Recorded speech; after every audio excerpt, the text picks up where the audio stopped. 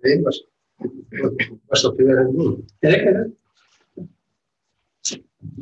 күн, хөрмәтле коллегалар, хайрлы күн, хөрмәтле Зариф Закирова. Добрый день, уважаемые коллеги. Добрый день, уважаемый Зариф Закирович. Наш круглый стол «Башкирские депутаты Государственной Думы. История и современность» посвящена 115-летию первого заседания Государственной Думы. Как известно, 27 апреля 1906 года в Таврическом дворце Петербурга на первое собрание собрались депутаты Государственной Думы, избранные во всех губерниях Российской империи.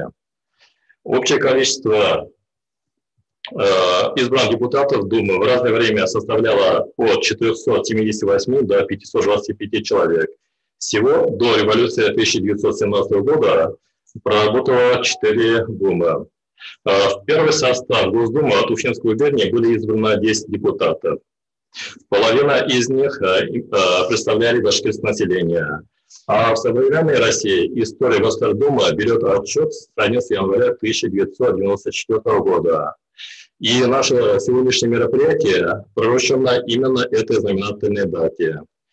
В работе нашего круглого стола принимает участие депутат Государственной Думы Российской Федерации, член Комитета Государственной Думы по государственному строительству и законодательству Зариф Закирович Байвискаров, ученый Института истории языка и литературы, а также в онлайн-режиме подключены наши коллеги, сотрудники районных библиотек.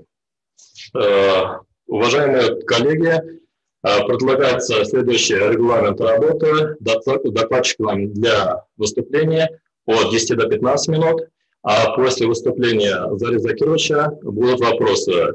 И мы отправили номер телефона на WhatsApp, на который будут приходить вопросы. И кроме того, наши коллеги из центральных районных библиотек могут задать вопросы в онлайн-режиме.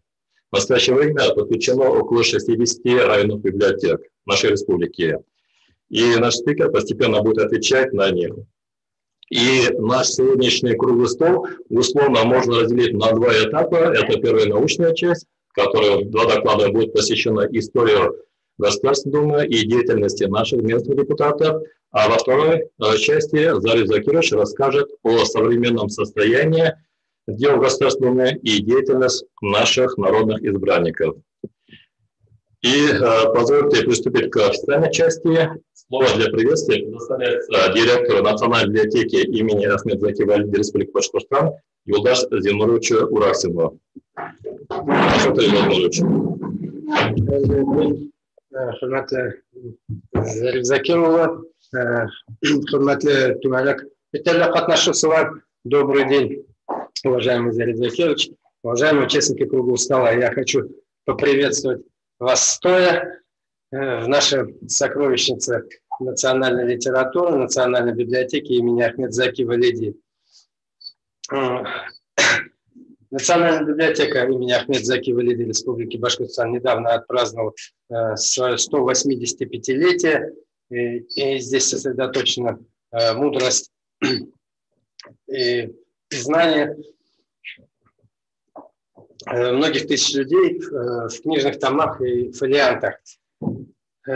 Здесь хранится более 200 томов древних рукописей на старотюркском, арабском, персидском и латинском языках.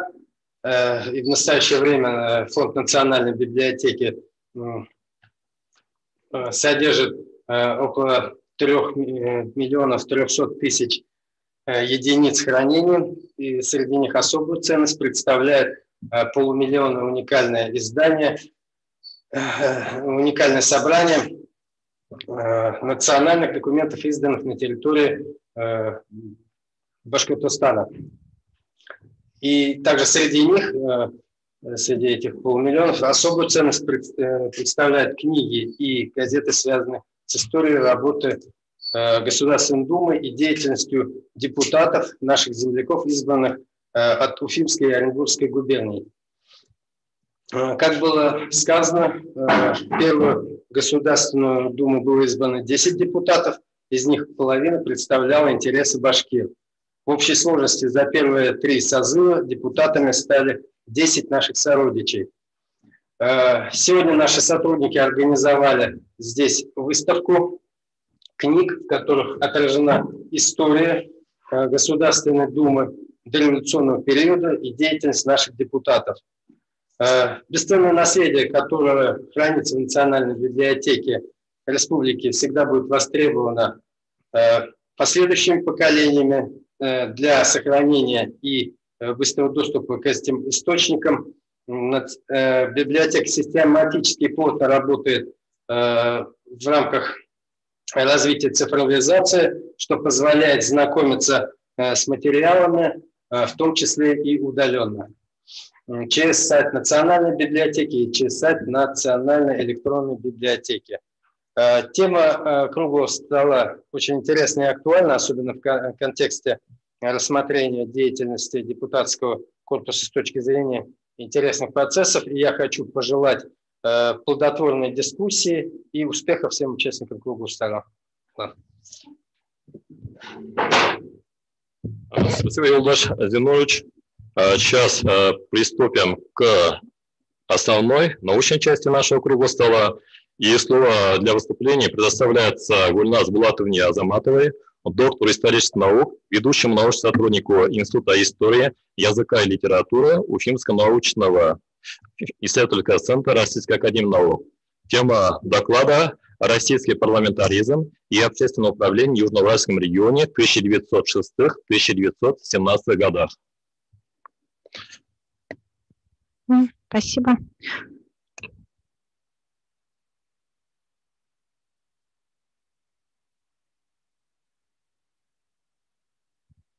Уважаемые участники круглого стола, разрешите представить вашему вниманию доклад, в котором я бы хотела обратить внимание на то, как работа российского парламента отразилась на деятельности местного общественного управления, какие изменения произошли в этот период.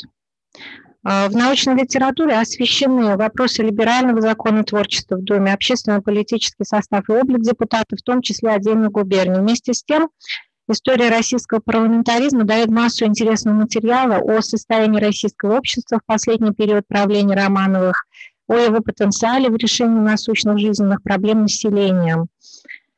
И хотелось бы, как я уже сказала, обратить внимание на то, как российский парламентаризм повлиял на состояние общественного управления, в частности, в Южноуральском регионе. Был такой порядок в то время, все списки избирателей публиковались, избирательный процесс происходил по 4 куриям, по курии землевладельцев, по курии горожан, рабочих и крестьян. И вот те представители, которые избирались от помещиков и от промышленников, от горожан, они должны были обладать имущественным цензом, и в местной печати все читатели могли увидеть их имущественный ценз. И вот первым таким изменением, которое бросается в глаза, это то, что местная печать начала открыто и в полном составе публиковать сведения об имущественном цензе избирателей. Надо сказать, что такая практика избрания на основе имущественного ценза, она была уже апробирована в земских учреждениях, но до начала Государственной Думы эти списки публиковались достаточно усеченно. И вот первая такая особенность, что именно с открытием Государственной Думы вся собственность, которой обладали жители Уфимской губернии, она начала открыто и полно декларироваться. Ну и на основе этого уже земские выборы также начали проводиться на более таких полных избирательных списках. Это вот первая такая особенность, которая бросается в глаза, как повлияла, в общем-то, работа Государственной Думы уже на начальном этапе на составление вот такого перечня, скажем так, избирателей. Формируется политика прозрачности. Следующая черта – это то, что повышается активность избирателей. Если раньше в земские учреждения, в общественные учреждения местного самоуправления, в общем-то, такой активности не наблюдалось, то теперь повышается внимание людей к и к земским учреждениям, и к работе государственных дум, и активность избирателей возрастает. И также была чрезвычайная активность мусульман на выборах в Государственную Думу первого созыва, такая неожиданная на первый взгляд, но на самом деле эта активность, она, в общем-то, была продиктована тем, что мусульманские депутаты, представители башкирского татарского населения, они уже имели очень большой временной опыт участия в органах местного самоуправления, не всегда удачные, потому что они имели конкурентов довольно мощных в лице русского дворянства, промышленников. И вот такой многолетний опыт участия в общественных выборах на местах вот и повлиял на то, что они становятся очень активными на выборах в Государственную Думу. Надо сказать, что большинство депутатов Государственной Думы, они рекрутировались из представителей общественных самоуправлений, которые уже были знакомы избирателям по своей деятельности в земских собраниях, по тому, как они продвигали свои проекты, как они их отстаивали. В частности, на протяжении длительного времени представители башкир и татар в местных самоуправлениях отстаивали вопросы развития школьного образования, развития прав мусульман в образовании и в участии местных самоуправлений. В Государственной Думе первых-четвертых созывов от Уфимской губернии были представлены такие земские деятели, как Сыртланов, Джанчурин, Ахтямовы, Максютов, Биглов, Тукаев, Байтеряков, Кульбаков, крестьяне, Сычев, гласные земские также, те, которые были земскими гласными на протяжении нескольких выбранных сроков. Это Блюменталь, Балахонцев, братья Толстых, Харитонов, Катанские. Ну и вот, как было уже сказано, что от Уфимской губернии, от Оренбургской губернии были избраны, в общем-то, представители башкир и татар, они объединялись в мусульманской фракции, и они поднимали, опять-таки, вопросы школьного образования башкир и татар, которые они пытались до этого продвигать через земские собрания.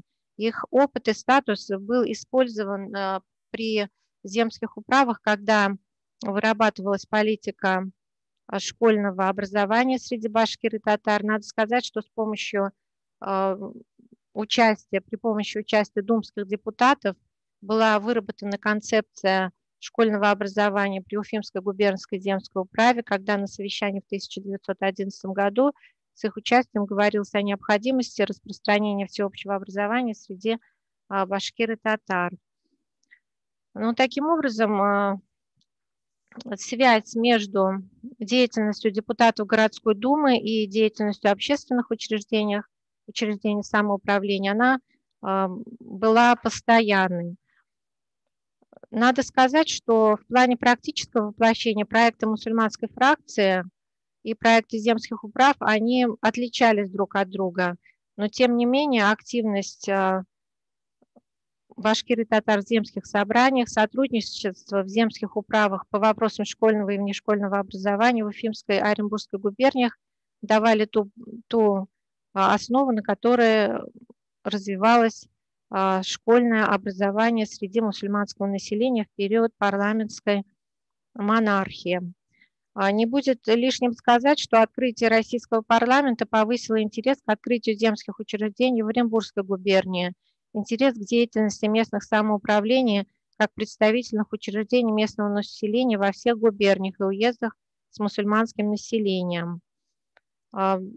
Также, говоря о влиянии российского парламентаризма на деятельность общественных самоуправлений, надо сказать, что вот российские парламентарии от Уфимской губернии, в частности, они не ограничивали свою работу кулуарами земских собраний, кулуарами Государственной Думы. Они также занимались очень активной частной деятельностью.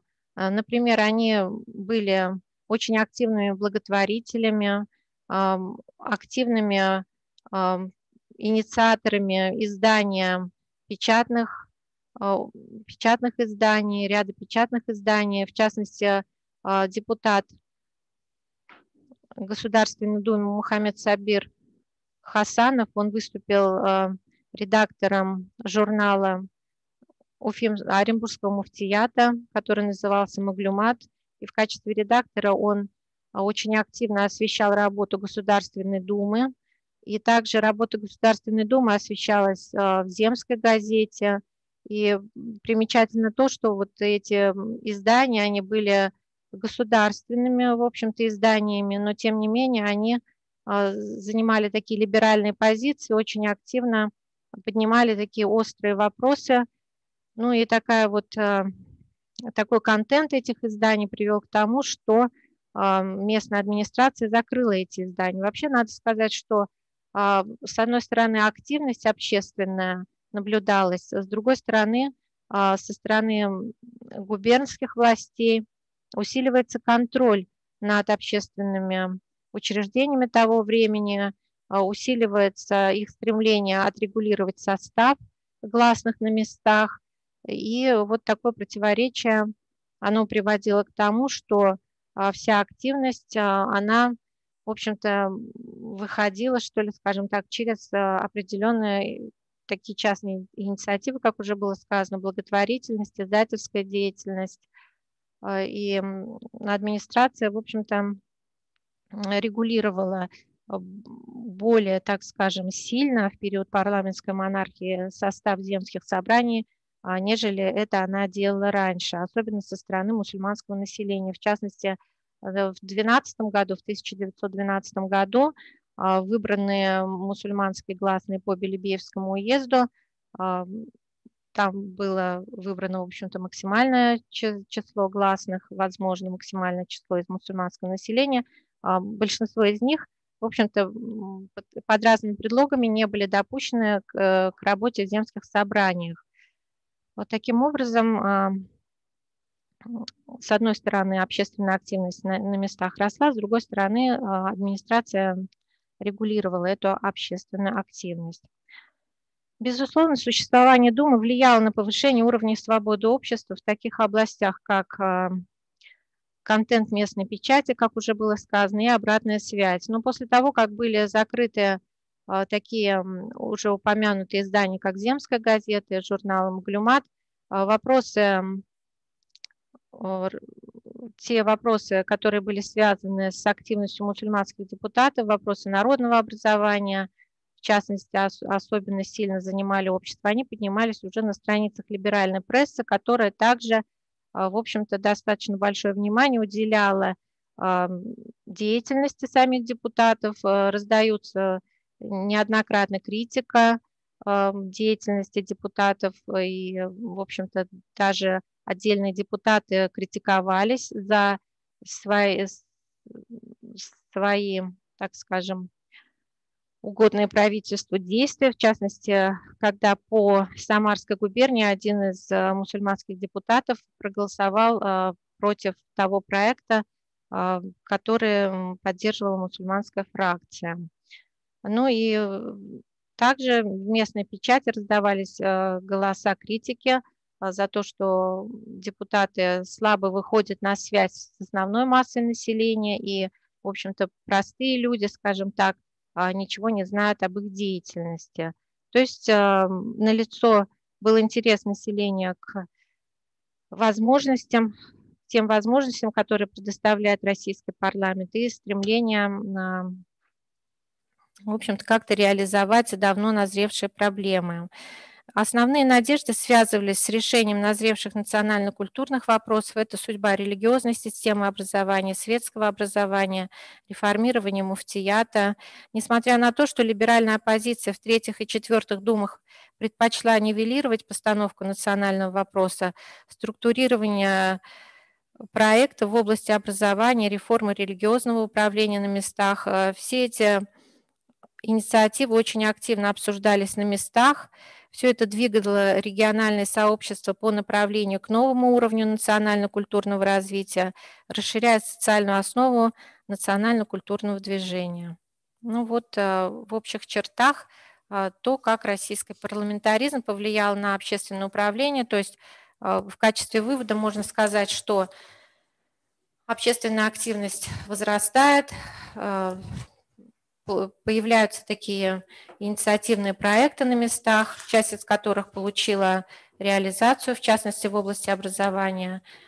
Часть из них не могла реализоваться на местном уровне и требовала постановку и поддержку со стороны государственных органов управления. В частности, это был земельный вопрос, который, в общем-то, на уровне местном, на уровне земских самоуправлений, городских, он даже в собраниях, в общем-то, не обсуждался. Вот, в общем, все, о чем я хотела сказать. Спасибо, Гульназ Булатовна, за интересный доклад. Слово для выступления предоставляется Марселю Нурловичу Фаршатову, кандидату исторических наук, заведующему отделом истории и истории культуры Башкортостана Института истории языка и литературы Уфимского федерального исследовательского центра Российской академии наук. Тема доклада – роль парламентской деятельности в развитии политической культуры Башкирии 1906-1917 года. Рахмет, Марсел Нурлович. Хайрлы күн. Добрый день, уважаемые друзья. Сегодняшнее мероприятие, оно очень посвящено очень актуальной теме, потому что и сегодня в России вопросы парламентаризма, какая должна быть у нас Дума, чем должны заниматься депутаты, кто должен стать депутатом, уровень политической культуры элиты и населения, они очень активно обсуждаются, порой с противоположной точки зрения. Что касается Государственной Думы дореволюционного периода, это было действительно эпохальное событие, значение которое трудно переоценить. И с момента объявления намерения властей созвать парламентское учреждение, она сразу же заняла в общественном сознании, в общественном мнении очень достойное место, и население, как Гульназ Булатовна уже сказала, очень заинтересованно следило за деятельностью Государственной Думы, за деятельностью мусульманских депутатов. Сегодня исполняется 135 лет великому поэту Габдулла Тукаю, который в свое время откликнулся на одно из заседаний Государственной Думы с стихотворением «Китмевез. Нет, мы не уйдем». Может быть, некоторые из вас помнят. Оно появилось после того, как один из консервативных депутатов Государственной Думы Пуришкевич после выступления одного из мусульманских депутатов сказал: если вам не нравится, уходите в Турцию. Абдулла Тукай на это ответил: нет, мы не уйдем, это наша родина. Здесь жили наши предки, и мы будем жить в этой стране. Тем самым он дал понять тем силам, которые хотели бы видеть Россию, скажем так, однотонной, одноконфессиональной. И мусульманские депутаты действительно на Государственной Думе отстаивали национальные интересы по мере сил, конечно, потому что активной политической культуры и активного опыта участия в политических событиях страны мусульмане, как и многие другие народы, не имели. То есть им приходилось учиться на ходу, и надо сказать, что они многому научились. У нас Булатовна уже сказала, что депутаты Государственной Думы старались свои взгляды, свои выступления на различных заседаниях, на заседаниях различных комиссий, они сразу же публиковали на страницах национальной печати. Здесь вот в редком фонде эти газеты представлены, и там действительно можно увидеть, как депутаты старались держать связь с населением, с избирателями. Очень любопытные документы. Это и в настоящее время очень актуально. Наш уважаемый депутат, наверное, коснется еще, как нынешние депутаты работают со своими избирателями, как они отстаивают национальные интересы республики, национальные интересы башкир и так далее и тому подобное. Опыт такой, революционный период был, и этот опыт должен тщательно изучаться и анализироваться.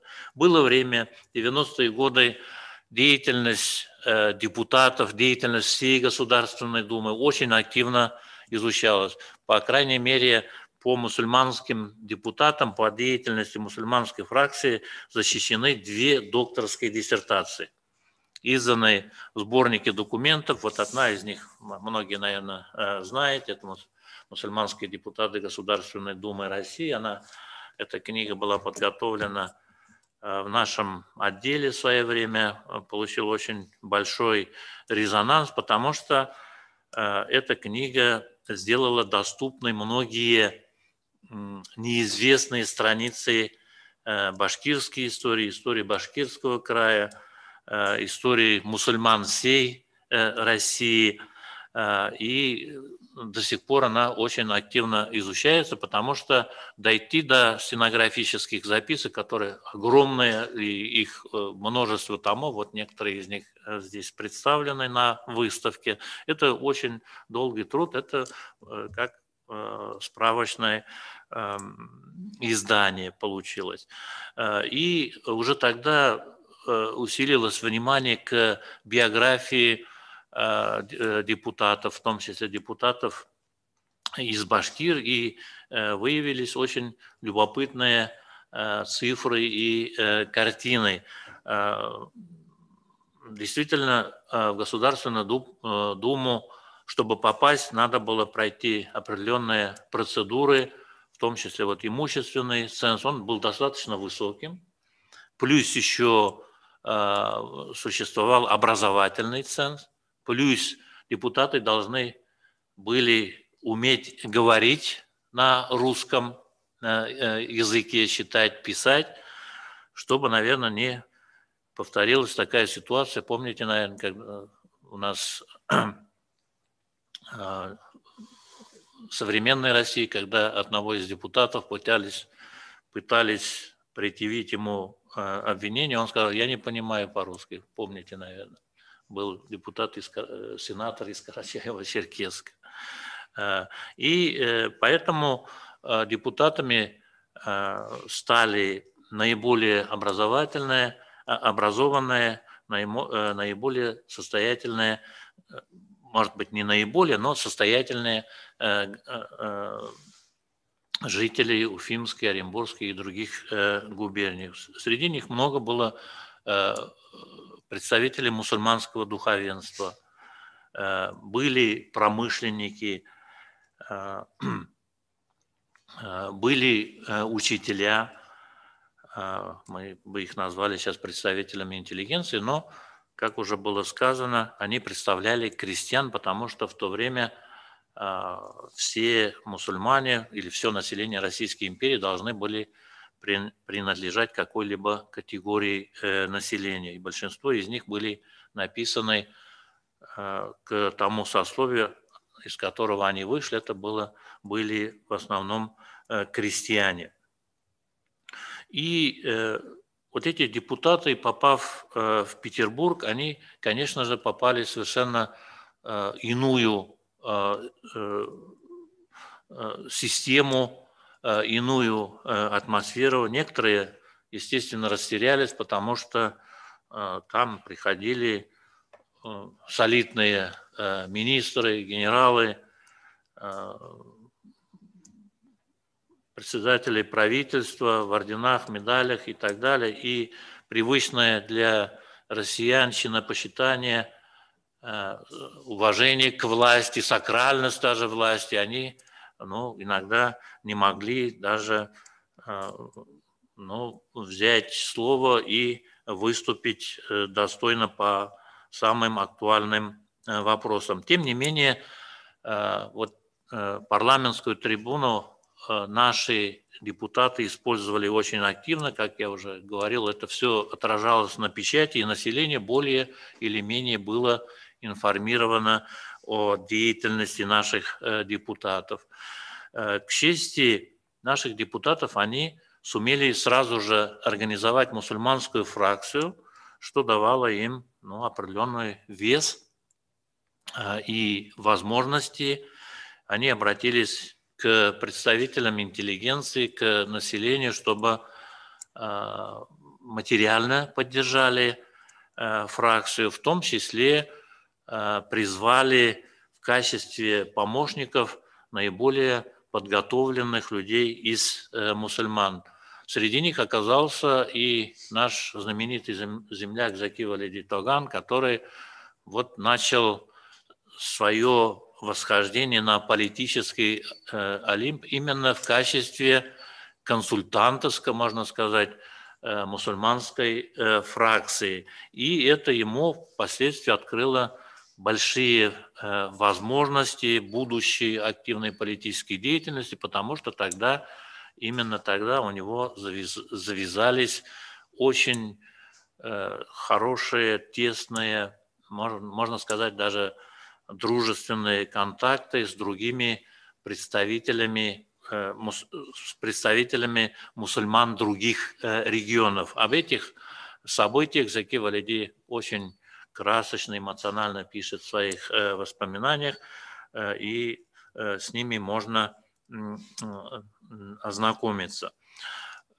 Не случайно организаторы сегодняшнего мероприятия назвали это сегодняшний круглый стол «История и современность», потому что нам не только интересен сам исторический факт существования Государственной Думы в дореволюционный период и участие башкир в ее деятельности. Нам интересно и то, что же изменилось или что было характерно для России того времени, которое представляет интерес для нынешней власти, для населения, для людей, которые находятся в высшем руководстве страны. Там очень много вещей, которые наводят на размышления, и они, как я уже говорил, актуальны и сегодня. Что такое политическая партия? Кто должен политическую партию представлять? И чьи интересы они должны отстаивать? И в дореволюционный период действительно партии были, можно сказать, полнокровные, они отражали действительно интересы определенной категории населения. Если вернемся на сегодняшний день, я пытался много раз разобраться в программах политических партий, которые представлены в Государственной Думе. Очень трудно, практически невозможно различать, в чем состоит интерес этой политической партии, кого эта партия представляет. Мне совершенно непонятно, как может партия называться «Справедливая Россия». Интересы какого слоя населения эта партия может представлять и кто эту партию выбирает. То же самое относится к Либерально-демократической партии России. То же самое. Я много лет проработал в Башкирской академии государственной службы и управления, читал курс политологии. Мне было очень сложно объяснить студентам, что такое многопартийная система Государственной Думе России. И само название ведущей партии «Единая Россия», она тоже очень вызывает многие вопросы. Интересы кого? Если всех граждан представляет эта партия, остальные партии, чьи интересы представляют и почему их избирают туда, эти партии. Коммунистические партии тоже вызывает большинство, много вопросов. Вроде, когда обсуждаются те или иные важные вопросы, они всегда поддерживают правительственные предложения или правительственную позицию и так далее и тому подобное. А если мы обратимся к Государственной Думе дореволюционного периода, там действительно были настоящие баталии, настоящие вот соревнования, конкурс, борьба идей и позиций. И они, эти представители этих партий в Государственной Думе очень дорожили вот мнением своих избирателей и старались быть верными тем идеалам, которые были обозначены в их политических программах. Если вернемся к основной моей теме, роль парламентской деятельности, формирования политической культуры башкир, мусульман всей России, то здесь, как я уже говорил, это действительно было эпохальным явлением, когда российское население впервые, может быть, после Екатерины, там кратковременной, когда была создана комиссия для составления законов, когда появился парламент, постоянно действующий, это действительно повлияло на политическую культуру всего населения, начиная с низов до верхов. И вот те устоявшиеся, которые и в настоящее время сохраняется политическая культура России, которая имеет очень много особенностей, отличий от политической культуры развитых западноевропейских стран. И вот эти постоянные колебания между либерализмом, консерватизмом, постоянное вот обращение к населению, накачивание, можно сказать, патриотическими призывами, призывами к величию России и так далее и тому подобное, они вот тогда впервые начали видоизменяться. И измениться они, конечно же, за годы деятельности Первой Государственной Думы, я говорю, первый период Российской империи, они вот эти стереотипы, веками сложившиеся, когда вот мы посчитаем власть, она сакральная, она не подлежит к критике, все, что они делают, это в интересах народа и так далее и тому подобное. Вот эти вещи, которые постоянно повторялись тогда и повторяются сегодня, они постепенно начали меняться.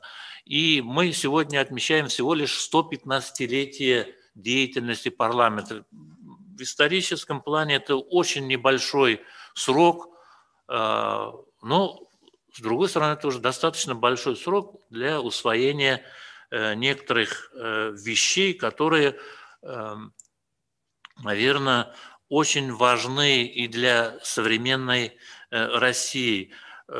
История показывает, что есть определенный уровень политической культуры, который обеспечивает те политические свободы, которые обеспечивают развитие, устойчивое развитие всей страны. И нарушение вот этих некоторых вещей, оно очень пагубно отражается на развитии социальном, экономическом, политическом развитии страны. И вот не случайно некоторые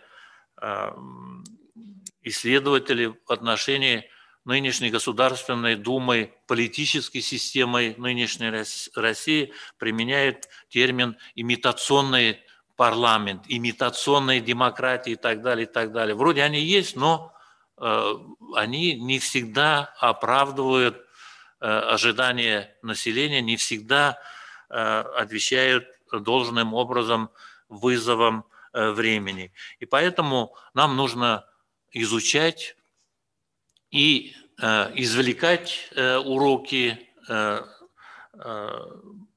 относительно деятельности наших первых депутатов Государственной Думы, не только от случая к случаю, от юбилея к юбилею. Наверное, можно по некоторым депутатам написать отдельные книги, очень поучительные, скорее всего, эти книги получились. И для этого есть источники, для этого есть Национальная библиотека с огромным потенциалом, огромным запасом литературы. Я убежден, что такого рода мероприятия, они полезны и для нас, и для исследователей, и для слушателей, и будем надеяться, что изучение этой темы еще будет продолжаться. Спасибо за внимание. Спасибо вам за содержательное выступление. Так, позвольте мне, Себогатую Флюру Шарифуловичу, доценту, кандидату филологических наук, заведующему отделом рукописей и редких изданий Национальной библиотеки, выступит кратким сообщением на тему «Литература о деятельности первых депутатов Государственной Думы 1906-1917 года». Отдел рукописей и редких изданий на сегодняшний день имеет одно из самых богатейших собраний газет и журналов, также книг на территории республики. Это более 42 тысяч наименований. Из них порядка 900 можно назвать уникальными, то есть это книги до 1830 года. Формирование фонда отдела неразрывно связано с историей становления главной библиотеки республики, и поэтому выделяется богатым и разносторонними источниками. Самой ранней книгой, которая имеется в фондах нашей библиотеки, это книга на латинском языке, изданная в Париже в 1512 году, то есть больше 508 лет тому назад эта книга была издана. Кроме того, у нас имеются первая книга на арабском языке, изданная в Англии, а также первая книга на арабском языке, изданная в Турции. Это двухтомный словарь. Кроме того, в наших фондах имеются почти все книги, не почти все, но многие книги, изданные как в странах Западной Европы, так и в странах Ближнего, Среднего Востока и Средней Азии. То есть это Пакистан, Индия, Ирак, Иран, Саудовская Аравия, Тунис, Сирия, Египет и другие страны. Как отметили выше Юлдаш Зинурович и Марсель Нурулович, в наших фондах имеется большое количество источников, связанных с историей становления Государственной Думы. Так, кроме того, с деятельностью ряда депутатов от Уфимской и Оренбургской губернии. Среди таких источников мы можем назвать стенографические отчеты Государственной Думы за все 4 созыва, то есть 1906 по 1917 года, указатели стенографического отчета за разные созывы, отчет фракции Народной Свободы в период с 15 октября 1911 по 9 июля 1912 года и другие источники. Большой интерес представляет книга «Государственная Дума первого созыва. Портреты, краткие биографии и характеристики депутатов». Вот обратите внимание, именно характеристики депутатов. Изданная в Москве в 1906 году. Портреты многих депутатов, которые тиражированы в многочисленных источниках, сейчас, как кажется, взяты именно оттуда. Огромный научный интерес вызывает издание на арабской графике. Это мусульманские депутаты в Думе и дела, которые они совершили. Она была издана в Казани в 1909 году, где также приводятся подробные сведения о депутатах с портретами, а также в конце книги дан список депутатов Государственной Думы разных созывов. Кроме того, в 1912 году в Уфе была издана книга «Отчет Мухаммеда Шакира Харисова Тукаева, депутата от Уфимской губернии, члена комиссии по вероисповедным вопросам Государственной Думы 2 и 3 созыва». Эта книга также вызывает большое количество ценной информации. Вот эти книги, о которых сейчас я говорил, вот у нас представлены на нашей выставке, как и стенографические отчеты, так и другие материалы. Кроме того, в Санкт-Петербурге в 1907 году издавалась газета «Дума». Она на тюрки. всего вышло несколько номеров. У нас, если не ошибаюсь, имеется 6 номеров. Вот газету для интереса вам представлю. Простите, что газету положили не в ту сторону.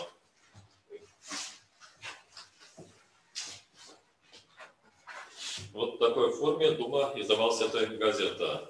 Получается, как говорил Марсел Нурлович, мусульманские депутаты, то есть это не только по религиозному вероисповедению, но и в общем плане они также старались активно участвовать в деятельности на тюрке.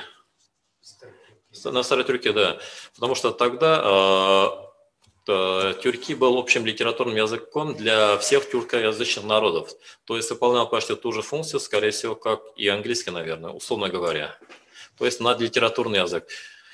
И его выпускал депутат Второй Государственной Думы Калимулла Хасанов, учитель Бурятской земской школы. Вот Марсель Нурович говорил, что интеллигенция, представитель интеллигенции. В газете встречались, то есть наряду с официальными материалами, указы, постановления, освещение работы Госдумы и другие материалы, там публиковались и материалы, в которых критиковались правительство. Наверное, из-за этого эта газета вскоре, в мае того же года она была закрыта. Таким образом, вот эта небольшая часть источников, которые хранятся в наших фондах и которые в будущем будут востребованы исследователями. Так, на этом у меня вот сообщение закончилось. Так, уважаемые участники круглого стола, первое, вот, условно говоря, историческая часть нашего мероприятия подошла к завершению, и мы приступаем уже к второй части. И депутат Государственной Думы Российской Федерации 7-го созыва, член Комитета Государственной Думы по государственному строительству и законодательству Зарев Закирович Байгускаров ознакомит нас с современным положением дел в Государственной Думе и деятельностью наших народных избранников. Кроме того, мы дали телефон, сотовый WhatsApp, и кроме того, возможно, наши коллеги после выступления уважаемого Зарев Закировича зададут вопросы, которые их интересуют. Рахмет, Зарев Закирович.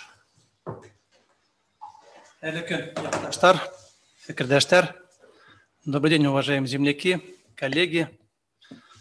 Я, в первую очередь, очень выражаю признательность библиотеке за то, что вот такой интересный круглый стол организовали. Честно говоря, вот я впервые. И вот зайдя вот сегодня в библиотеку, вспомнил вот вообще свою юность, наверное. Я только пришел с армии, было негде жить. Я жил в общежитии, там на полу спал в комнате и приходил сюда готовиться к поступлению в юрфак БГУ. Сидел, читал вот в зале. Сейчас я просто вспоминал. Конечно, было интересное время.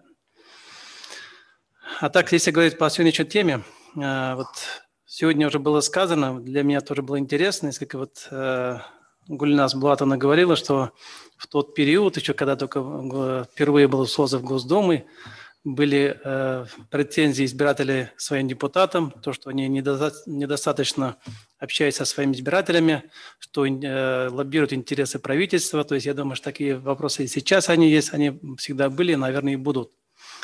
Что касается истории Государственной Думы, ну, напоминаю, что она была учреждена указом императора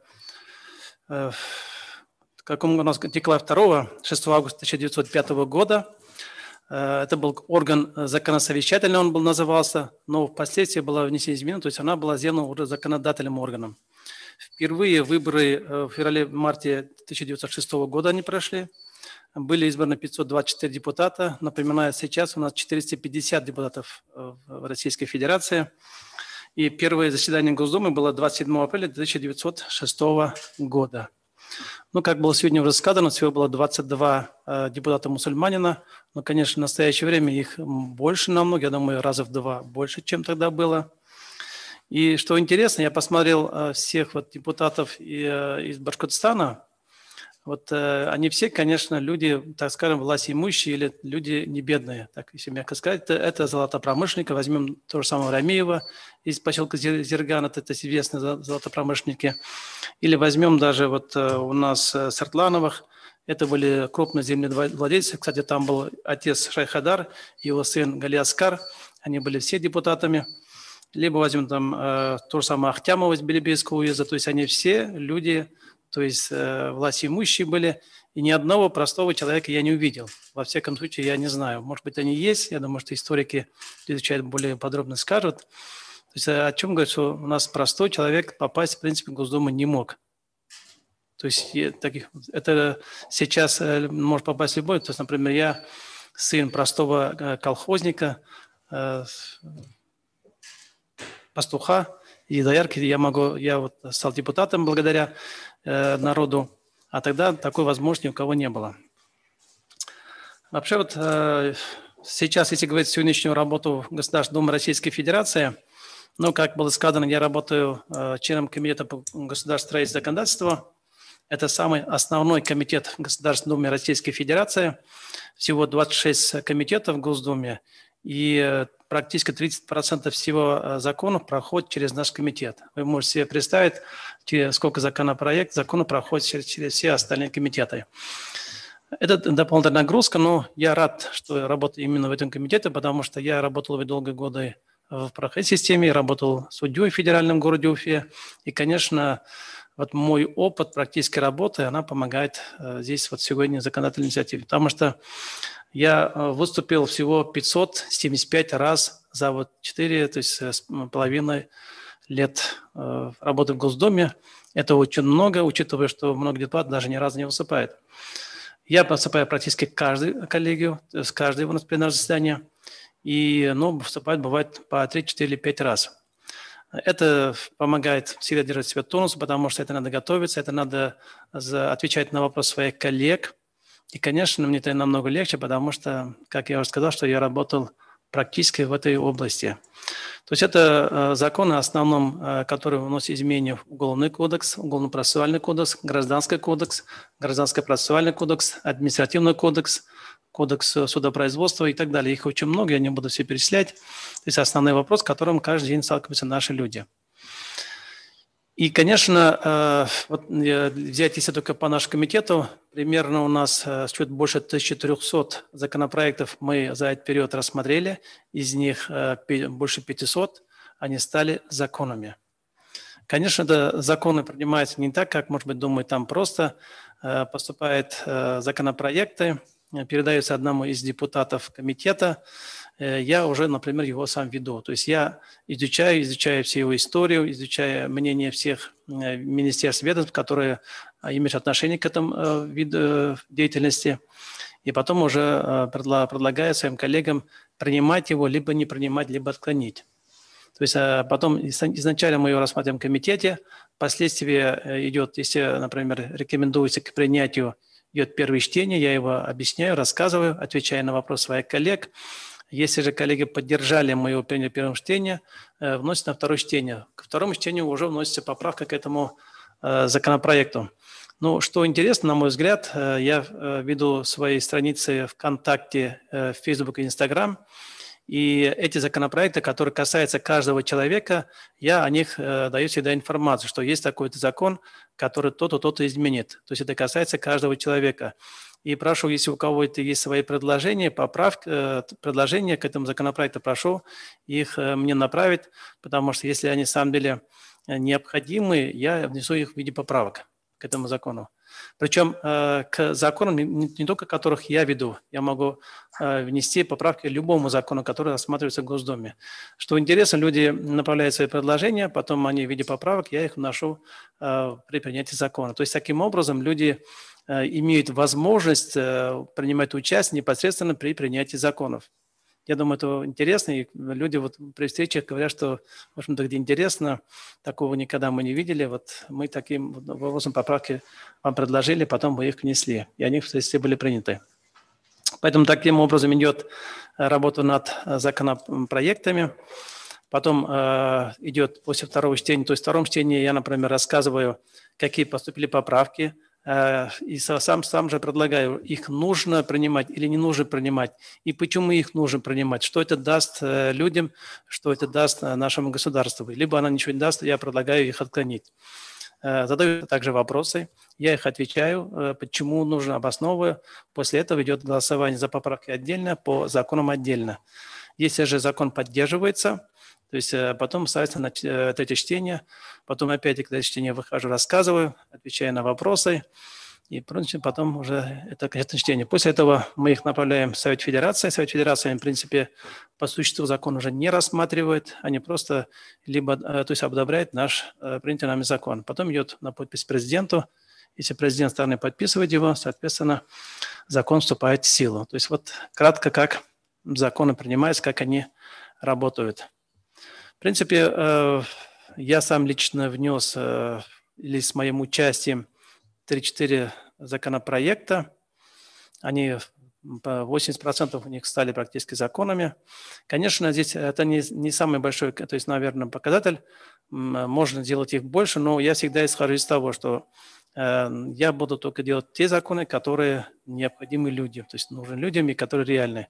Есть у нас и которые намного больше, но просто есть ведь два пути, кстати, на самом деле, внесения законопроектов.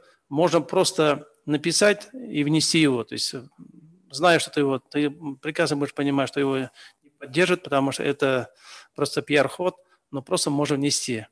Но у тебя тогда количество будет большое. А можно просто законопроект изначально отработать со всеми ведомствами заинтересованными, его согласовать, а потом внести, то есть тогда он будет принят. То есть вот два пути. Я считаю, что вот второй путь более, наверное, эффективный, это необходимо людям, потому что просто так, ради того, чтобы внести, я считаю, необходимости такой нет и не нужно этим заниматься. И, конечно, людям нужно всегда обещать то, что возможно сделать. Я могу даже вот привести один, например, несколько примеров. Когда я в 2016 году впервые баллотировался в депутат Госдумы, кстати говоря, я никогда в жизни даже не мечтал, что я даже не думал об этом, что я могу быть депутатом Госдумы. Я скажу честно, даже первоначально отказывался, сказал, что я не политик, этим должны заниматься люди, то есть кто занимается политикой, потому что я всегда только практически работой занимался. Ну и когда, особенно в селах за Урале я ездил, очень много было вопросов по лесу. Они говорили, что вот мы живем практически в лесу, в то же время мы сами, даже упавшее дерево, не имеем права взять с собой для дома, для своих нужд. За это нас штрафуют, а ехать в районный центр дорого и покупать лицензии, там 4-5 тысяч, для нас это тоже обременительно. Я людям обещал этим заниматься вопросом, и придя в Госдуму, я начал заниматься этим, чтобы подготовить законопроект. И были единомышленники, мы с ним посидели, поговорили, и совместно мы внесли законопроект. Впоследствии он вступил в силу. Очень было сложно, долго, я не буду сейчас все это рассказывать. Кстати говоря, даже наше министерство, профильные республики были против этого. Они мне говорили, что если вы такой закон пропустите, то есть тогда люди будут, там в лес ходить без согласования. Когда же мы все-таки закон приняли, у нас это двойное видение, то есть это и федерального, и субъекта. Субъекты имеют право внести свои изменения. Этим воспользуются очень много субъекты. Они, например, написали, что да, можно валежник брать, упавший дерево, кстати, валежник, много его путают, это упавшее от ветра, от снегоповала дерево. То есть она может быть там просто ветер был или там ураган упал, то есть человек имеет право его брать по этому закону бесплатно, без какого-либо таких документов. В других субъектах они для того, чтобы ограничить, они сделали там, например, там должен быть не более 2 метров, только тогда считается валид. Или, например, нельзя там лес ходить там на тракторе, нельзя ходить там бензопилой пользоваться. То есть такие ограничения начали ставить, и наши тоже хотели. Я сказал, нет, ребят, если мы так начнем, наши еще предлагали, говорят, давайте, хорошо, мы согласны, что это бесплатно будет людям, но в то же время давайте мы сделаем, чтобы они взяли просто разрешение на выезд в лес. Я говорю, ребята, если мы так сделаем, то тогда получится так, что то же самое останется. Он скажет, разрешение у тебя, завтра приходи. Они должны быть есть в районном центре. Я говорю, на это я никогда не пойду. Конечно, все-таки поддержали мне большинство, и это тоже предложение прошло. И сегодня уже 2 года будет, люди пользуются, в принципе, люди очень довольны. Либо даже второй пример, это вот то, что законы происходят от людей, именно от сельского населения в первую очередь. Когда я начал ездить в 2016 году, мне говорят, вот у нас продают там суррогат, люди травят. То же самое, 9000 рублей штраф. Они говорят, его, как мне прямо дословно говорили, его отбивают там за 2 дня, за 1 день, а потом все равно продает. Я задумался. Я говорю, хорошо, я обещаю, что буду заниматься, я буду этим заниматься. И придя в Госдуму, законопроект мы написали, также нашел своих единомышленников, переговорил с депутатами, они говорят, да, мы согласны, тоже у нас такая проблема. Давайте, говорю, внесем. Мы его внесли. Я, кстати, законопроект внес, сам вел в Госдуме, сам отвечал на вопрос своих коллег. При этом я как судья подумал, что надо внести изменения и в Уголовный кодекс. Почему? Потому что получится так, что человек будет там штраф платить, а потом опять будет заниматься, людей травить. Для того, чтобы такого не было, прямо за Уголовный кодекс внести изменения, что если же человек, будучи ранее привлечен к ответственности за незаконную продажу суррогата, еще раз его будет продавать, то есть возбуждается уголовное дело. Мы это пропустили, конечно, сложно было, но пропустили. И штраф минимально сделал 30 тысяч.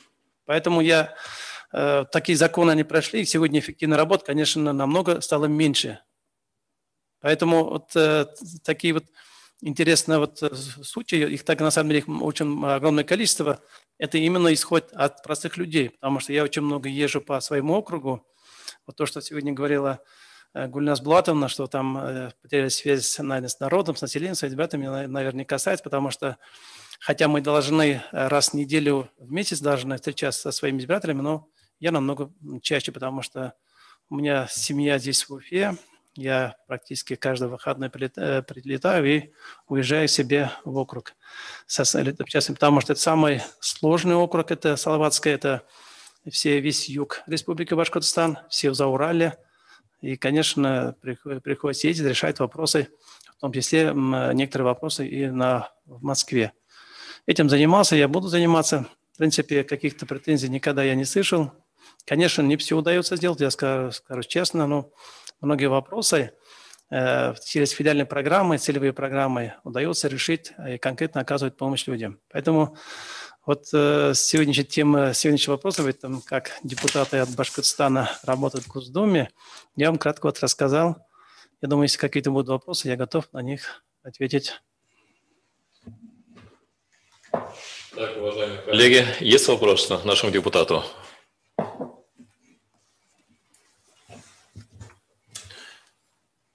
Можно я один вопрос задам? А как вы работаете с коллегами из Госсобрания Республики Башкортостан? Вы сами по себе, они сами по себе, или у вас есть точки соприкосновения, что дает уже большие шансы для решения того или иного вопроса? Безусловно, мы работаем совместно. Есть вот такое понятие субъекты законодательной инициативы. Депутаты Госдумы имеют право внести законопроект, также такими полномочиями обладает Заксобрание субъектов Российской Федерации. В данном случае у нас Госсобрание Курултай Республики Башкортостан. И когда какая-то есть инициатива от Госсобрания, они выходят на нас, на депутатов Госдумы, и по направлению деятельности, и мы совместно уже начинаем работу. То есть они вносят в Госдуму, то есть не они, а вот мы вносим его совместно. Соответственно, ведет тот депутат, который внес его Госсобранием Курултаем Республики Башкортостан. Это будет эффективно, потому что внести его одно, а надо его еще ввести, надо и там работу проводить. Это уже намного получится эффективно. Кстати говоря, по количеству внесенных законопроектов и количеству принятых законов Республика Госсобрание Республики Башкортостан вообще лучшие в Российской Федерации. Кстати, еще один вот буквально несколько недель назад тоже инициатива мне просто задали вопрос, я задумался, и сегодня практически уже готовый законопроект. В Мелеузе это было 2 недели назад. Один мужчина мне спросил, говорит, вот как-то получать те, кто служил в армии, в худшем положении от лиц, которые в армии не служили.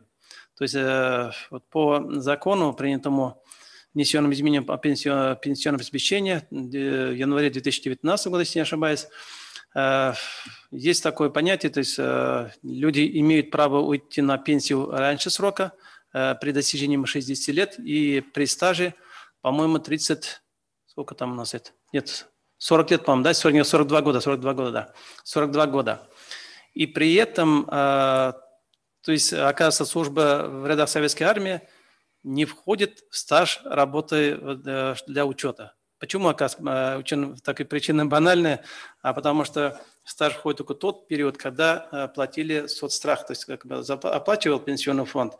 А в армии же человек как бы официально не работает, соответственно, у него пенсии не идут, и поэтому в стаж не включается. Я считаю, это несправедливым. То есть те, кто отлынивает от службы, то есть у них включается работа, а кто служил в армии по призыву, то есть он же не пошел туда деньги зарабатывать, он бесплатно служил в своей родине, у него не включается. Поэтому сейчас законопроект вот я готовлю, в скором времени буду включать. Я думаю, что тоже, наверное, мужчины меня поддержат, потому что это несправедливо. Это вот опять-таки от людей, потому что люди задают вопрос, вот так-то мы считаем несправедливым. Потом я задумываюсь, начинаю вот изучать его, на самом деле так получается, что так закон рождается. Еще один маленький вопрос можно задать?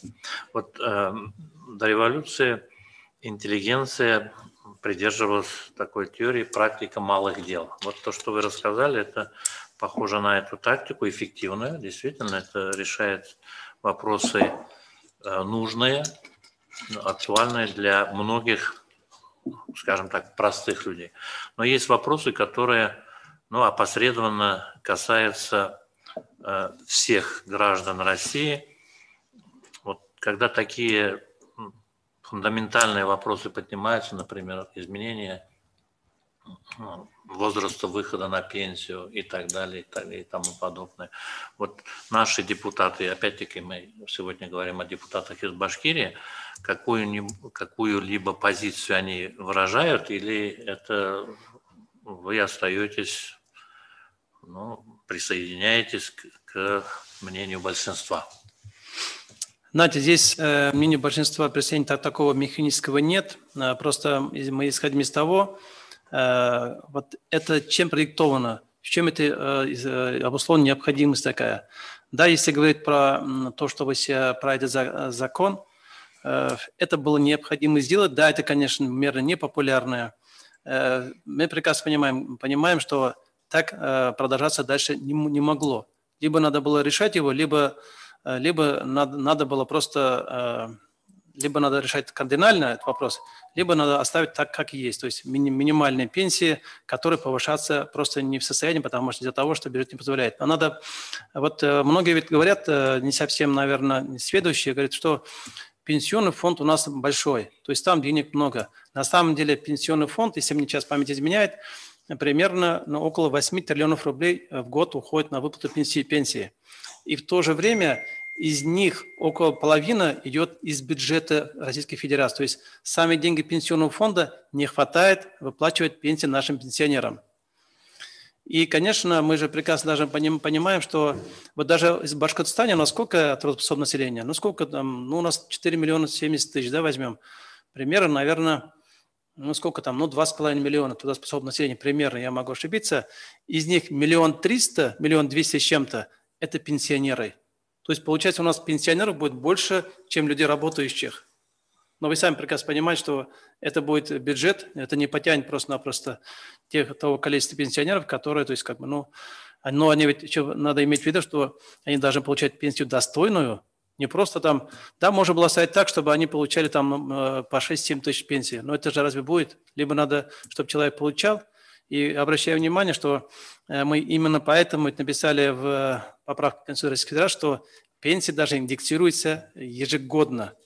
И причем, почему это мы сделали? Кто-то скажет, почему надо было прописать в основном законе. Потому что если, например, просто закон, то, учитывая финансовую ситуацию, закон можно просто сделать мораторий, то есть она исполняться не будет. Но если написано в основном законе, то есть она должна исполняться однозначно. Поэтому пенсия сегодня увеличивается, то, что было обещано. Ежегодно вот... Если мне память изменяет, в прошлом году изменился она примерно 6%, в этом году на 5,3% изменился. То есть она будет также меняться, то есть в сторону увеличения. Кстати говоря, в этом году мы хотим принять решение об увеличении пенсии именно работающим пенсионерам, потому что тоже вот люди об этом задают вопросы, что почему не работающим, а работающим нет. Потому что считают, что все-таки кто не может работать, они в более худшем положении, поэтому им, что касается работы, поэтому считается, что они работают. Но тем не менее в этом году, то есть такое решение мы принимать намерены, потому что его несколько раз обсуждали. Что касается вот обсуждения, я повторюсь, надо происходить из реалия. В 2016 году, когда были выборы, мой оппонент, не буду называть фамилию, я слышу, он говорит, люди собираются, он говорит, выберите меня, там, не Багаскарова, я там повешу пенсию вам 2-3 раза увеличу. Зарплату я вам 2 раза увеличить буду. Я все это сделаю.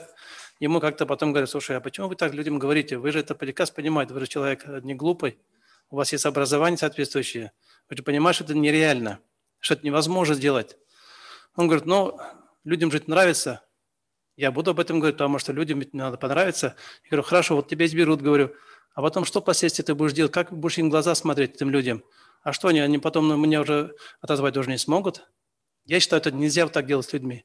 Надо всегда говорить прямо, что это можно делать, это невозможно делать. Что да, ситуация так получилась, что здесь такое вынуждено сделать такой шаг идти. Всегда это мы объясняли. В принципе, конечно, люди понимают, но есть те, которые говорят: нет, давайте лучше деньги напечатать больше, давайте лучше тогда так оставить. И такие тоже есть. Поэтому я считаю, что надо людям больше дать возможности пройти диспансеризацию, больше дать возможность, чтобы люди лучше и дольше жили.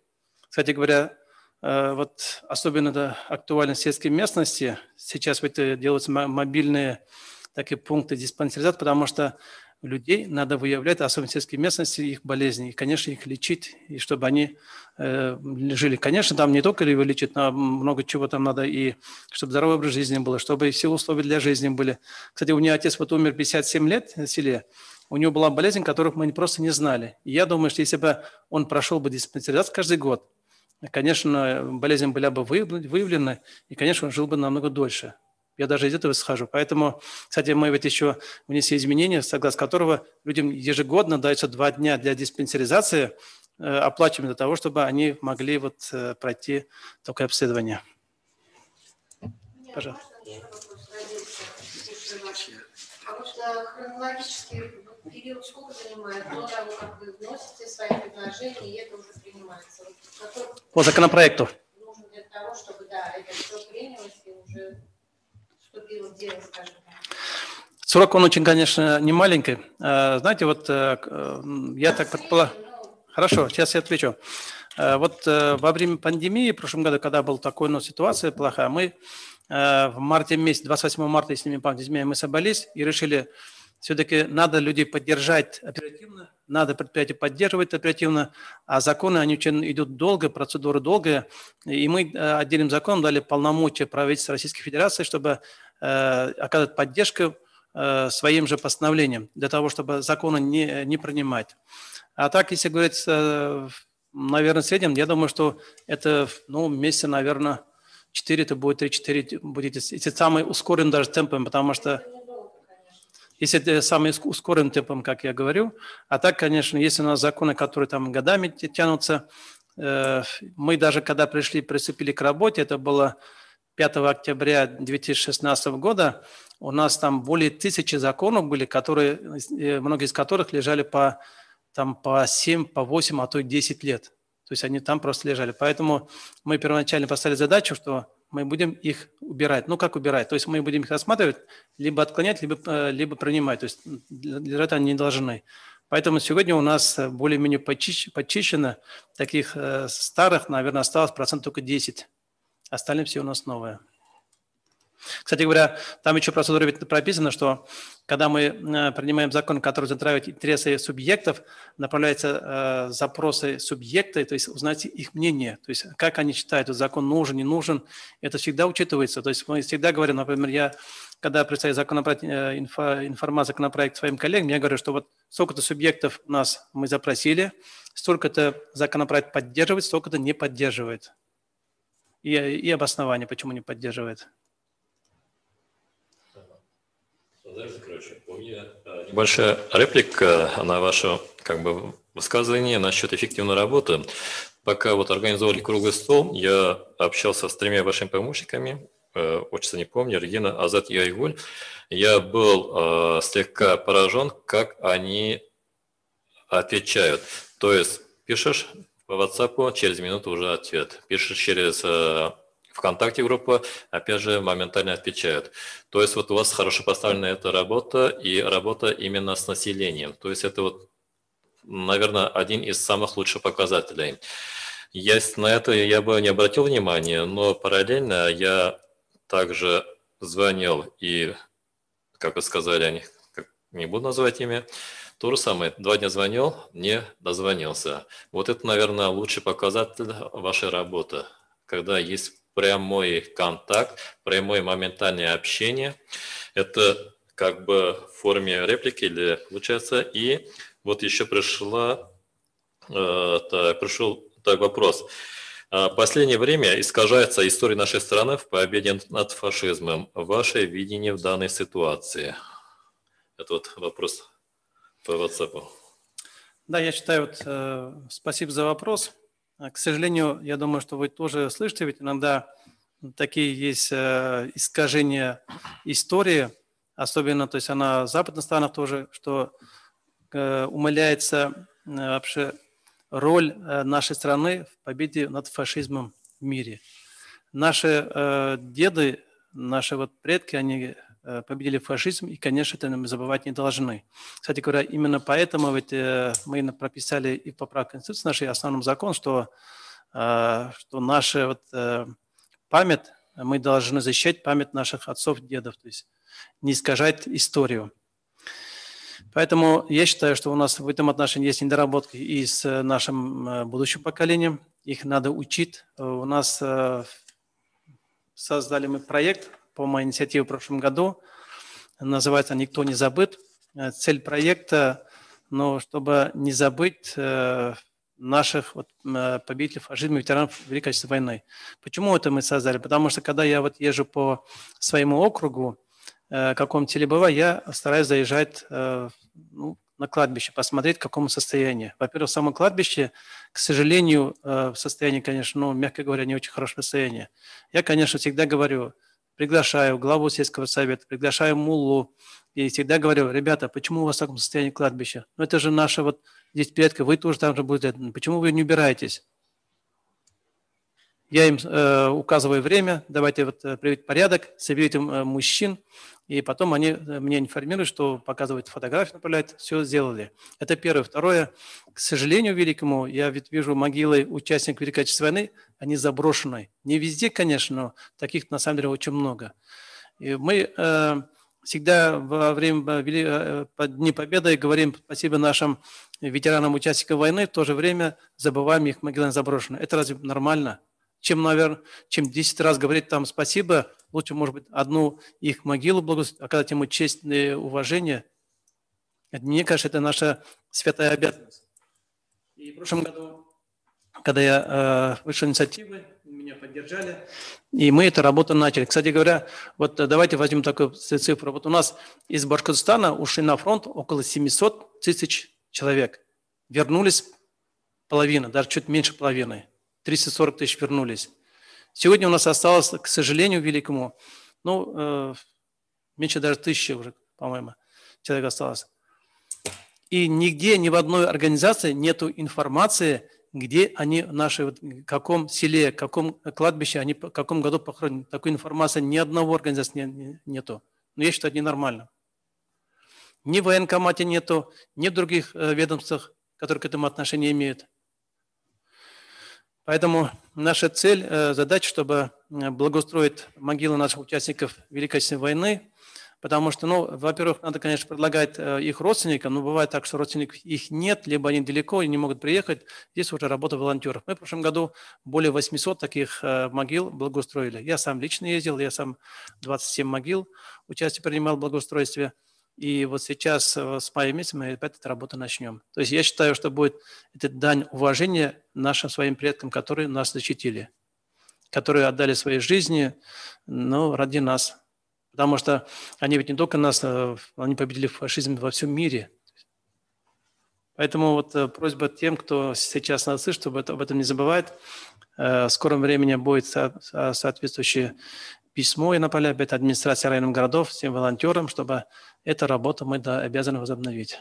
Я думаю, со мной все согласны ведь. Кстати, при этом обращаю внимание, у нас согласно закону похороненным после 12 июня 2005 года за счет федерального бюджета изготавливается ограждение и памятник.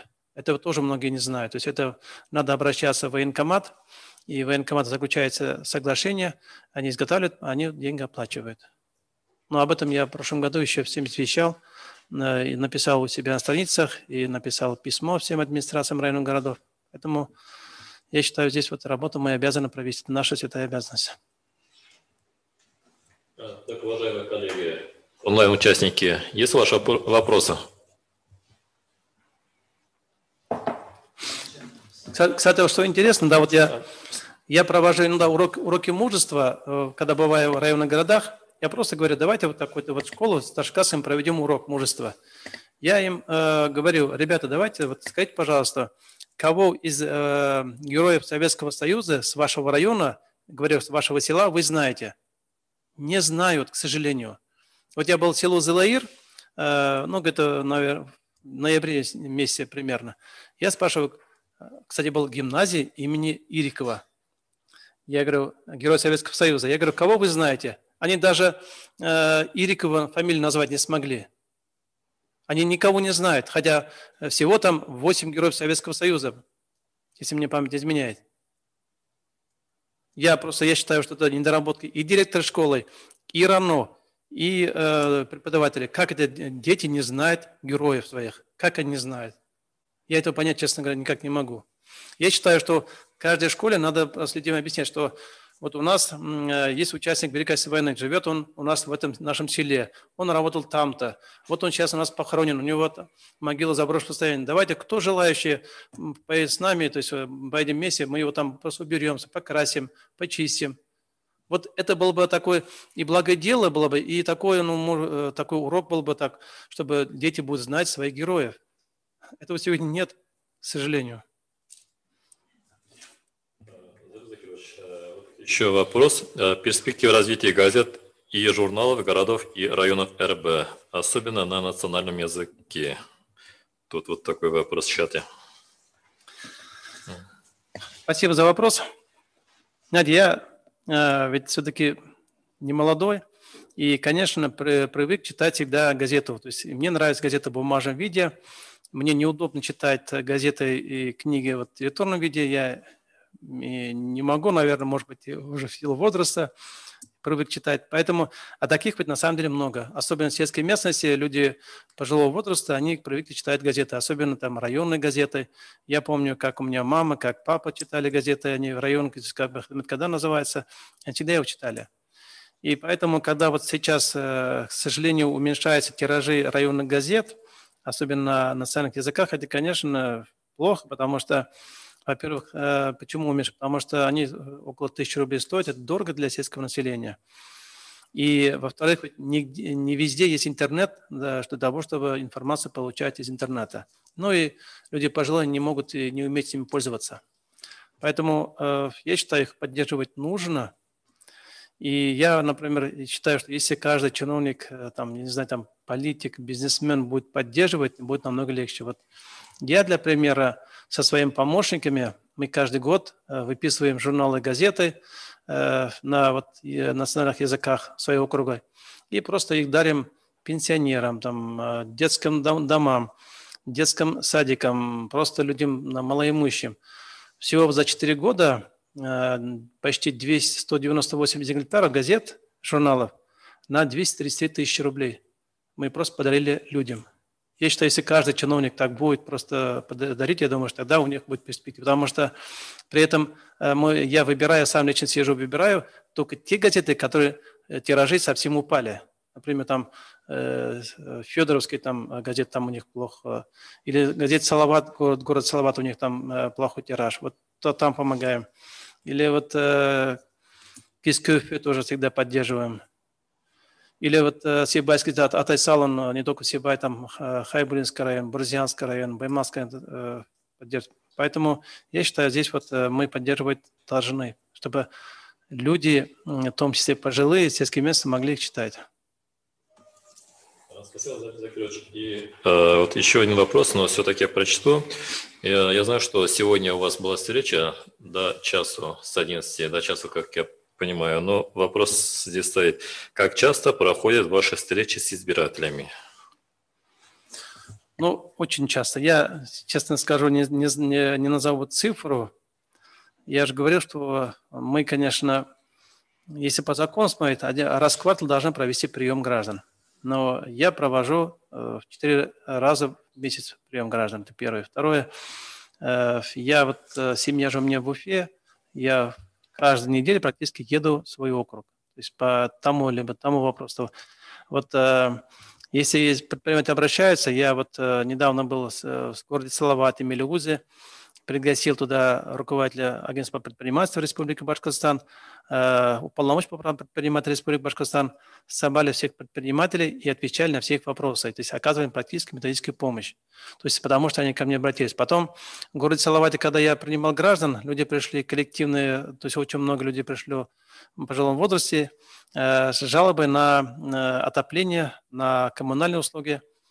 И я пригласил и поехал по Салавату, обещал им приехать через неделю буквально, вот недавно было, руководство Министерства жилищно-коммунального хозяйства, руководство агентства по тарифам, руководство Баш-РТС, руководство Фонда медицинского страхования, руководство Министерства социальной защиты населения Республики Башкортостан. То есть мы там, собрался там человек 250, мы сидели, отвечали на все вопросы. В принципе, народ остался очень доволен. То есть, к чему я говорю, то есть это практически, так сказать, я каждую неделю работаю, я выезжаю. Вот сейчас я, например, через день выеду в Федоровский район, Сталибашевский район, город Кумертау. Также будет встреча с предпринимателями, будет и приемы граждан, будет и встречи с населением, будет и проверка по проектам нашим, от которых я курирую, то есть как идет работа. Поэтому такая работа, она будет. Кстати говоря, я еще практикую прямые эфиры в городах, там, Салавате, там, Мелиузе, Кумертау, Сибая. То есть я прихожу в прямой эфир. Кстати, Кумертау тоже будет скоро на днях. То есть люди задают прямой вопрос, я прямо сразу отвечаю на их вопрос, которые я не могу ответить, таких, конечно, бывает, но редко. Я с собой беру, потом, соответственно, информирую после решения. Спасибо, Зальцов Кирович. Кстати, в год более 1000 обращений ко мне поступает, более 1000-1200 в среднем поступает обращения.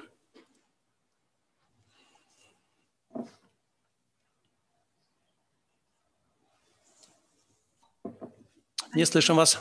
Здравствуйте. Город Салават. Меня слышно? Микрофон включите. Включила. Микрофон.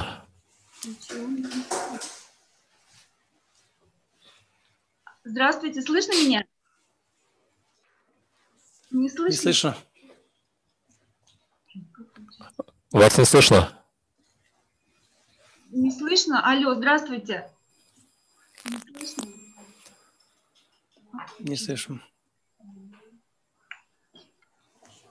Включила же звук. Изат, почему не слышно? Включил звук. Не знаю, почему не слышно. Слышно меня, нет? Вроде прибавила. Кажется. Здравствуйте, слышно меня? Так, нет? Диверсия. Я напишу. Не слышно, да? Не слышу. И вы меня не слышите. У них, может, микрофон не включен у нее? А нельзя позвонить и сказать, что вот микрофон включите, пожалуйста? Микрофон у вас не включен.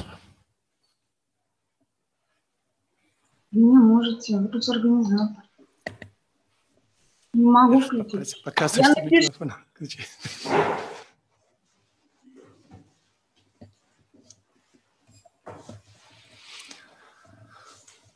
Может, следующую? Пока она там разберется. Если кто-то есть. Может, из присутствующих есть вопросы здесь?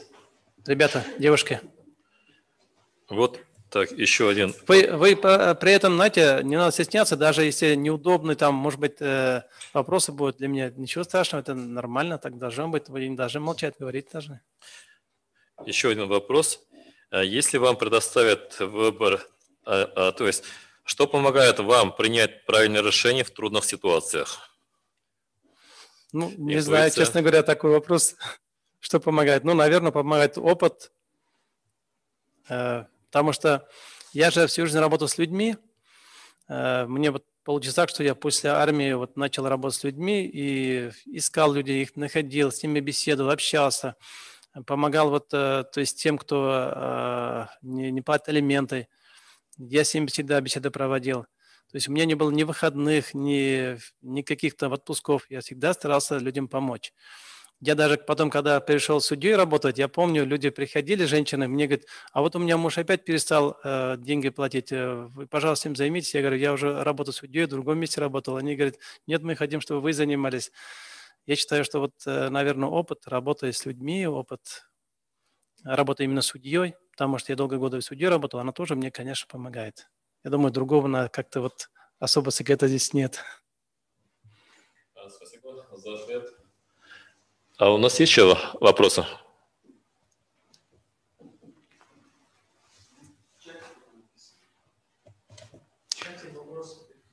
Есть там написано, да? А кто может читать его? Сам задача.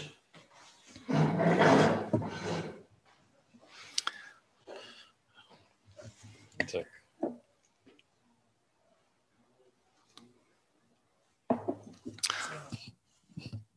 Ладно, пока, наверное, вопрос там читает. Знаете, вот учитывая, у нас здесь и молодежь, которая присутствует, я вот хотел бы, наверное, сказать так, что у нас почему-то так сложилось, почему-то люди думают, что для того, чтобы быть там, ну, я не знаю, там, депутатом Госдумы, там, или Госсобрания, или каким-то чиновником, нужно иметь там мохнатую руку. Так же считают, вот, я много такой слышал. Я вам говорю, ребята, вот у меня никакой руки не было и нет. У меня родители простые люди. У меня родственники мои, близкие родственники, до сих пор живут в деревне, то есть простые колхозники. То есть это все зависит только от вас самих. Если вы будете работать лучше, чем остальные, то тогда у вас, конечно, вы добьетесь. Потому что я вот даже работал судьей, у меня не было ни одного отмененного решения или приговора. У меня не было просто его никогда. Я ни одной ошибки не совершил, потому что когда решаю судьбы человека, я это ответственно понимал, я не спал, ночами сидел, думал, изучал его, но я всегда принимал взвешенное решение, чтобы не было ошибки, потому что это судьба человека. И, конечно, какой бы задачу мне перед нами не ставили, я всегда старался его решать, ну, честно, добросовестно. Например, когда мне все-таки уговорили создать службу Судебной республики, ну, я не буду хвалиться, но по мнению руководства, это была лучшая в Российской Федерации служба. То есть потому что я вникал в каждый вопрос. Надо всегда, я считаю, что если ты взялся за работу, ты должен его сделать, ну, отдавать у себя. Ты должен его делать лучше, чем остальные. Потому что я всегда исходил из того, что у нас Башкортостан всегда был первым, и он первым лучшим должен оставаться. Вот мы же первым получили автономию Башкортостана. Это было очень сложно. Я не буду сейчас историю рассказывать, хотя я могу это рассказать. Но наши вот предки, сколько было ведь трудностей, но они смогли сделать. Все остальные ведь республики, Татарстан, Чуваши, там, Удмурты, они пошли по нашему пути. Им было намного легче. И мы сегодня должны быть первыми, мы должны быть лучшими. Для этого у нас, я считаю, есть все предпосылки, есть все основания нашего Башкортостана быть лучшим. Сейчас у нас хорошо, что для республики вернулся Ради Фаридович, поэтому я считаю, вот у нас есть движение вперед, и это движение должно быть, конечно, оно должно быть продолжено. И я считаю, основное то, что вот сейчас делается, это остановить отток нашей молодежи из Башкортостана. К сожалению, за последние, наверное, может быть, последние 10 лет отток был значительным, и наши лучшие умы, ребята уходили в Казань, Петербург, Москву. Сейчас вот строится ведь кампус, меняется формат работы в высшем учебном заведении, новые специальности, новые условия для студентов. Я думаю, что наших ребят мы должны здесь у себя сохранить в республике, потому что они не должны работать в другом месте, они должны именно на Башкортостан должны. И здесь должны жениться, здесь должны работать, здесь должны рожать детей, потому что кто тогда будет поднимать Башкортостан? Что там, вопросы есть еще? Вопрос с Хайбулинского района, получается. Уважаемый Зариф Закирович, есть ли у вас личный рецепт успеха? Ну, я уже сегодня говорил, что личным какого-то секрета нет. Я считаю, что если ты будешь работать честно, добросовестно, Вот у меня, то есть в первую очередь работа, а только потом уже личная жизнь. Всегда так она была. Вот когда я уходил в Госдуму, у меня было 2 года неиспользованного отпуска. 2 года. То есть я 2 года практически мог отдыхать. Потому что я никогда в отпуск не уходил. Потому что я не могу, например, отдыхать, когда есть какие-то проблемы, вопросы. Я и в субботу целый день на работе всегда был. Я и в воскресенье шел на работу, потому что я должен идти проверить, посмотреть, все ли там нормально, все ли у нас в порядке. Я должен ехать по районам, городам республики, проверить, там все ли нормально, нет ли там, люди не мучаются, то есть как бы все ли могут попасть на прием, если какие-то претензии к работе. То есть это должен человек, я считаю, что я за это ответственность, я должен его делать честно, добросовестно. Поэтому иного секрета какого-то нет. Если каждый чиновник будет так работать, я считаю, что у нас Башкортостан и Россия будет, конечно, намного лучше развиваться. Вот я так считаю. Потому что даже ведь вот я сейчас много могу называть законов, которые, законы хорошие мы принимаем, но, к сожалению, они исполнение хромают. Многие люди даже не знают своих прав, что они на это имеют право. Вот это должно быть так. А здесь уже должны заниматься исполнением ответственные ведомства. И последний вопрос. Если вам предоставят выбор, вы предпочтете составлять план или осуществлять его? Ну, честно, не совсем я вопрос понял. Составить план или осуществлять его? Ну, я не знаю, там такой выбор, честно говоря, не совсем представляю. Но здесь ведь надо смотреть, если там надо решение принимать быстро, какой там план может быть. Значит, надо решение принимать. И я считаю, что руководитель должен решение принимать, и, конечно, за это он должен отвечать. Ну, я вот сегодня уже говорил, ведь иногда перед тем, как принимать решение, бывало так, что я ночами не спал, потому что я прекрасно понимал, что от моего решения зависит судьба человека, и у него есть семья, потому что впоследствии это и на детей будет отражаться. Здесь ошибка быть не должно. И, конечно, здесь ты решение принял, то есть, ты должен за это отвечать уже. Спасибо, Зарис Закирович. Есть еще у нас вопросы? Нет. Уважаемые участники круглого стола, огромное вам спасибо, огромная благодарность уважаемому Зарису Закировичу, что он нашел время в своем плотном рабочем графике. Огромная благодарность нашим уважаемым коллегам, ученым Гульназ Булатовне и Марселю Нуруловичу за их содержательное и интересное выступление. И, Зарис Закирович, спасибо вам огромное, успехов в вашем, на самом деле, нелегком и ответственном труде, потому что вы сами сказали, что каждый закон, каждое решение – это связано с судьбой человека. Поэтому спасибо вам огромное. Вам спасибо за приглашение. Приглашайте, я всегда буду приходить, потому что я считаю, что всегда нужно общаться, всегда нужен диалог, и надо уметь слушать и слышать человека. Потому что я же говорю, что для меня это интересно, потому что если даже мне какое-то что-то не нравится, но зато я для себя это закладываю, потом я буду его использовать в работе. Я считаю, это очень важно. Поэтому я много общаюсь с людьми, именно для того, чтобы от людей услышать, узнать. Поэтому вот сегодня спасибо за участие, за вопросы. Только у нас Гульназ Булатовна вопросы дали, все понятно или ничего не понятно, то, что я говорю. Почему непонятно? Я же говорю, что вот даже если вопросы не совсем удобные или неудобные, надо задавать. Потому что вот я никогда не обижаюсь абсолютно. Потому что мне это важно услышать, потому что если есть недовольство, если есть там претензии, надо об этом говорить. Спасибо. Рахмат. Рахмат, и так далее.